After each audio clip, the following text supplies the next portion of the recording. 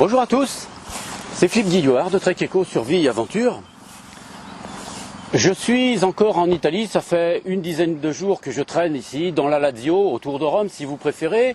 Il y a de nombreux lacs et j'aime m'y balader parce qu'il y a beaucoup d'animaux, mais il y a aussi beaucoup de plantes. Et en l'occurrence, une plante qu'il me plaît de présenter. Vous voyez, elle est ici en très grand nombre. Cette plante, c'est l'amarante. Je suis très heureux de vous présenter cette plante pour trois raisons particulières. Vous allez comprendre. D'abord, c'est une plante de survie à part entière, elle se consomme. Je vais vous l'expliquer tout à l'heure. Deuxièmement, c'est une plante qui est considérée comme une mauvaise herbe. Elle pousse en grande quantité. Et troisièmement, c'est une plante rebelle. C'est une plante qui, malgré tous les efforts que les chimistes ont faits pour essayer de s'en débarrasser, ils n'y sont pas arrivés, même le glyphosate n'y est pas arrivé. Si vous regardez la plante, vous apercevez que vous l'avez sûrement déjà vue. On n'attache pas beaucoup d'importance aux choses qu'on ne connaît pas parfois, mais maintenant que vous allez la connaître, vous verrez, vous y attacherez un tout petit peu plus d'importance. Cette plante est une plante qui a été utilisée pour sa consommation depuis vraiment très longtemps. Et quand je dis très longtemps, on pense que ça fait à peu près 3000 ans que l'homme se sert de cette plante pour se nourrir. Il se sert de ses feuilles déjà, des tiges ensuite parce qu'elles sont vraiment très souples, et surtout, les hommes se sont servis des graines que produisait cette plante parce que ces graines sont très nombreuses et qu'elles sont très riches en nutriments et très nourrissantes. Vous voyez d'ailleurs cette capacité à produire des graines innombrables parce que la quantité de plantes qui est autour de moi, ces amarantes sont vraiment très capables de pouvoir se reproduire continuellement. C'est une plante qui est annuelle, donc ce n'est pas une plante qui revit à partir de ses propres racines. Chaque année, ces graines se dispersent dans la nature et une grande quantité viennent à pousser.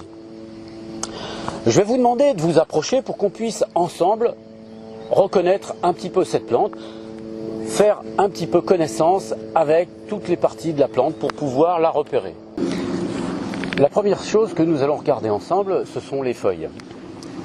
Les feuilles sont assez particulières parce qu'elles s'élargissent surtout sur la partie haute de la plante, en allant vers la tige. Les feuilles poussent sur toute la longueur, comme vous le voyez, des tiges. Mais elles deviennent beaucoup plus importantes de manière générale dès que la plante commence à avoir une certaine dimension. À ce moment-là, elle s'étale, formant une espèce de petit parapluie. Les feuilles ont un petit peu la même forme que les feuilles du kénopode. Pourquoi? Parce qu'avant, on avait classé cette plante dans la famille des kénopodes. Donc la feuille, vous voyez, a un petit peu une forme de losange écrasée et allongée vers le bout. Sur les feuilles de l'amarante, on voit très bien les nervures. Toutes les nervures partent de l'axe de la feuille et s'évacuent vers l'extérieur de la feuille. C'est assez caractéristique de la plante. La plante est d'un beau vert, mais certaines feuilles sur certains pieds ont des marbrures qui sont plus claires et plus foncées, comme par exemple sur celle-ci.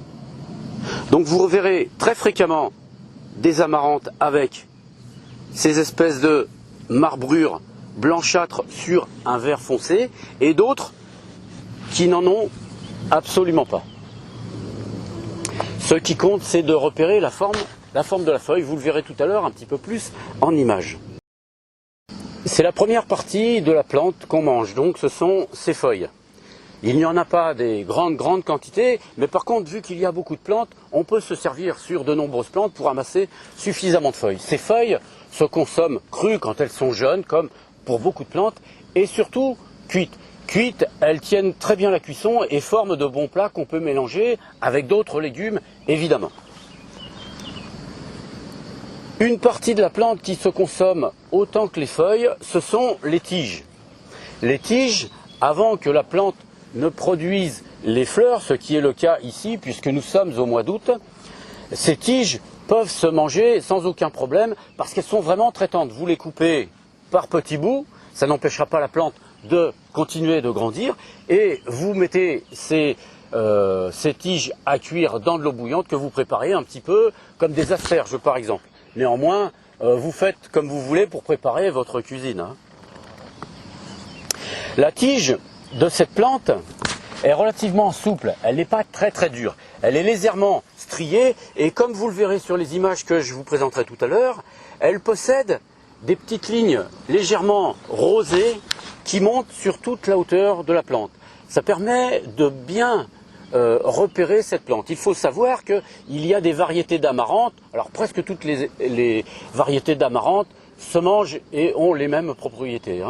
Donc la plante, à partir du pied, produit de nombreuses tiges et ramifications. C'est-à-dire qu'au lieu d'avoir une seule tige avec des feuilles, elle produit de nombreuses tiges, comme vous le voyez, on appelle ça des ramifications, qui produisent toutes, pratiquement toutes, et des feuilles et des fleurs. Cette plante atteint des dimensions qui peuvent aller jusqu'à 1 mètre de hauteur. Mais il y a des variétés qui montent beaucoup plus haut. Les variétés, en l'occurrence, qui sont décoratives, font plus de 1 mètre. Elles sont rouges, elles forment des espèces de queues de renard qui sont vraiment très jolies à voir. On les voit dans de nombreuses villes. Cette plante est une plante qu'on peut voir pratiquement, je ne vais pas dire toute l'année, mais presque. On la voit très très très longtemps au cours de l'année. C'est une plante qui, bien qu'elle soit annuelle, on pourrait presque la considérer comme perpétuelle parce que pratiquement tous les mois de l'année, on peut voir des amarantes à divers stades. Évidemment, le stade de la floraison n'appartient qu'à l'été. Mais le stade qui est préliminaire à la floraison peut être constaté presque sur toutes les périodes de l'année, peut-être pas en plein hiver par contre. C'est une plante qui est très productive au niveau des fleurs. Comme vous le voyez, elle produit des grappes, des épis de fleurs qui sont vraiment très très importants. Regardez ici, on voit bien toutes ces grappes. C'est ce qui a fait de cette plante qu'on l'a considérée pendant très longtemps comme une nourriture ressemblante aux céréales.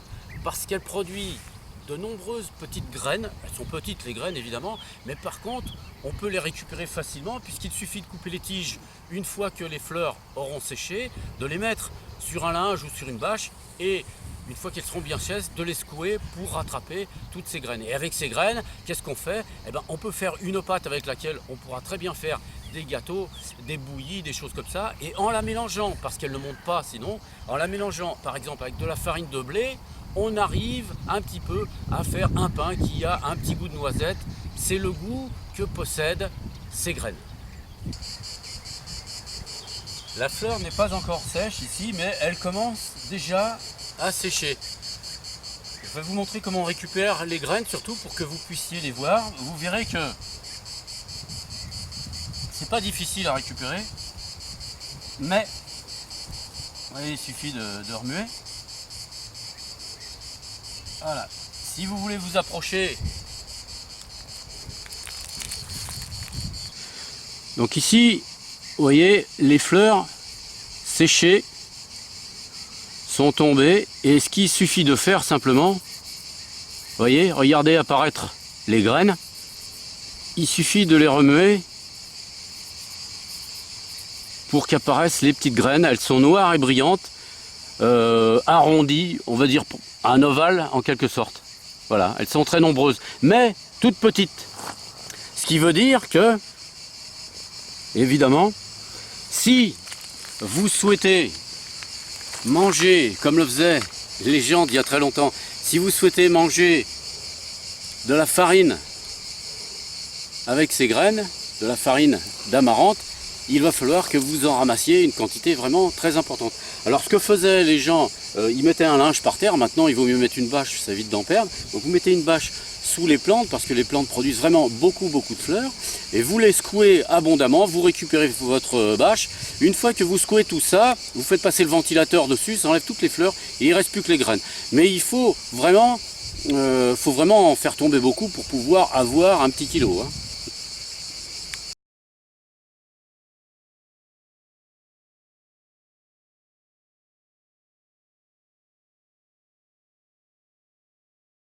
Cette plante, vous pourrez donc en ramasser presque toute l'année.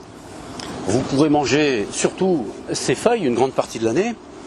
Et une fois que les fleurs seront fanées, à la fin de l'été, vous pourrez, si vous voulez, ramasser les graines. Alors avant que je ramasse des feuilles pour pouvoir vous montrer ce qu'on fait avec la plante, il y a quand même cette petite chose que je souhaitais faire remarquer, elle me plaît bien. C'est un petit peu une manière qu'a la nature de se rebeller en face de ceux qui l'agressent. Vous savez qu'il existe un désherbant international qui est utilisé de manière monstrueuse un petit peu partout, qui sert à polluer surtout les sols. Ce désherbant a été utilisé contre cette plante, parce qu'évidemment, pour produire des cultures, des monocultures, il fallait éviter que le plus de soi-disant mauvaises herbes puissent se développer, comme ici. Mais cette plante a la particularité de s'être adaptée à ce désherbant, et du coup maintenant, même si vous mettez du désherbant sur la plante, ça ne la dérange pas, elle continue de pousser. Je trouve que c'est formidable quelque part. Je vais ramasser quelques feuilles pour me faire un plat.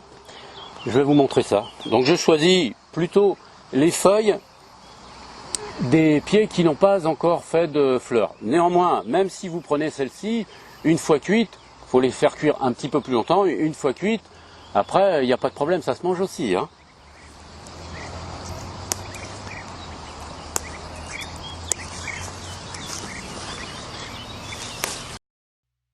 L'amarante est une plante qu'on trouve presque partout.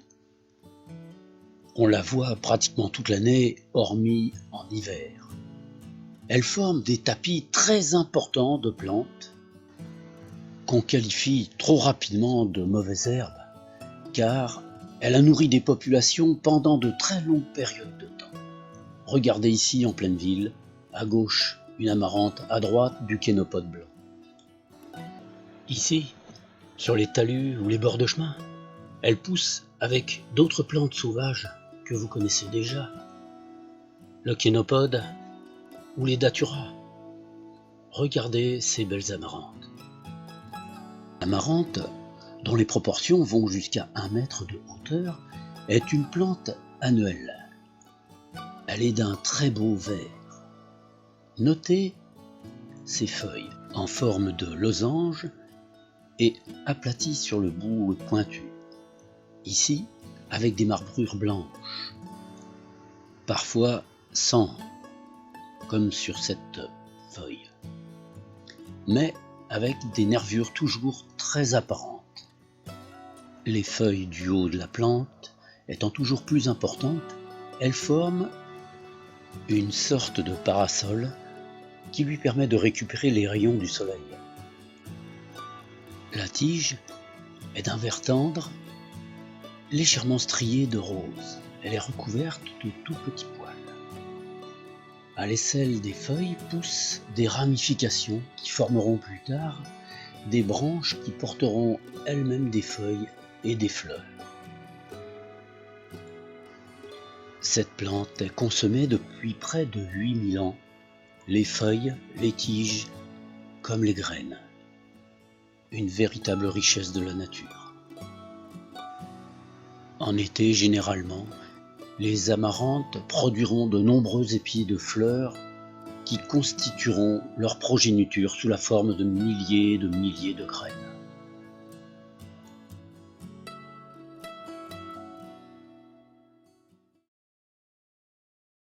Voilà les feuilles d'amarante que j'ai ramassées. De retour en France, puisque je n'ai pu les faire sur place, je les ai mis à bouillir pendant une demi-heure. Et voici le plat réalisé avec les feuilles. J'ai fait bouillir les feuilles d'amarante pendant une demi-heure. Il faut à peu près ça pour qu'elles soient bien cuites. Je vais les goûter pour vous. Je vous dis tout de suite que rien qu'à l'odeur, c'est déjà vraiment très bon.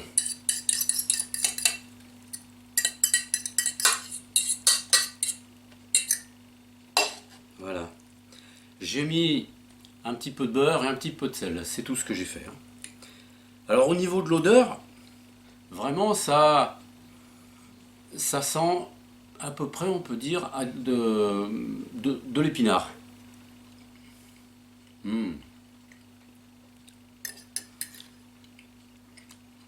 C'est vraiment très très bon, c'est fondant.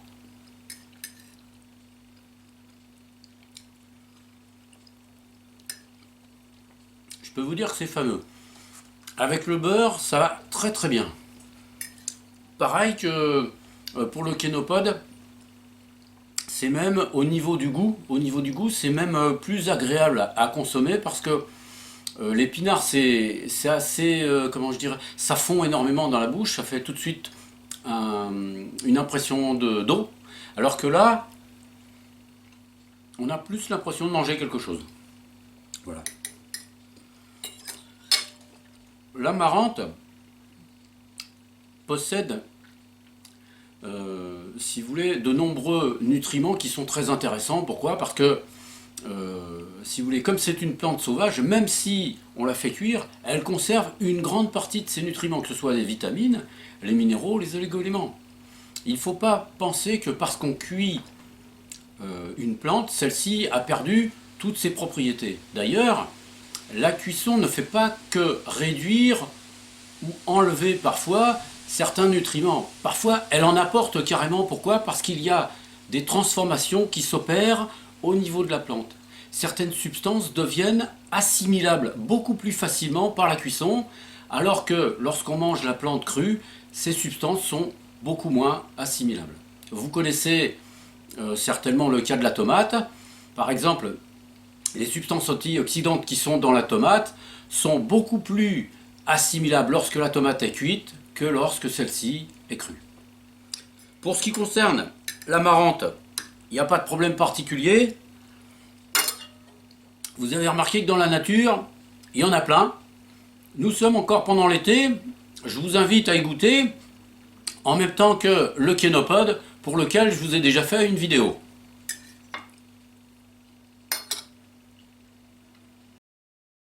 Cette vidéo se termine ici. J'espère que celle-ci vous aura plu. Ne cherchez pas cette plante dans le livre que j'ai fait. Je ne l'ai pas intégrée. Elle sera intégrée dans un ouvrage que je produirai plus tard. Donc en attendant, prenez le temps de regarder la vidéo. Prenez le temps de regarder les autres vidéos aussi. Et puis, je vous dis à toutes et à tous, à bientôt dans une prochaine vidéo.